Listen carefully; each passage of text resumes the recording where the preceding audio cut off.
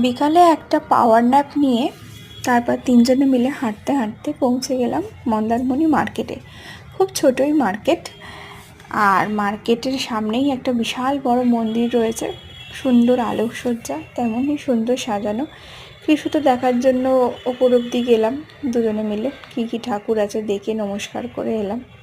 তারপর এখানে সামনেই অটো স্ট্যান্ড, টোটো স্ট্যান্ড, এখান থেকে বিভিন্ন জায়গায় সাইট সিইং করার জন্য বুক করা যেতে পারে। তারপর আস্তে আস্তে কয়েকটা হোটেলসও রয়েছে এবং সামনে মার্কেট শুরু হচ্ছে। তো বিভিন্ন রকমের শোপিস রয়েছে, টুকটাক জামা কাপড় এবং খেলনার দোকান প্রচুর। তার তো বায়না শুরু হয়ে গেল কোনটা নেব না সেই নিয়ে। তো খুব ভালো করে মার্কেটের আর একটা ভিডিও বা ভিউ দেওয়া গেল না, তার বায়না সামলানোর জন্য দুজনেই মানুষ ছিলাম। নিজেদের কিছু আর কেনা হলো না, শেষে তার বায়না একটা ট্যাক্সি হলো,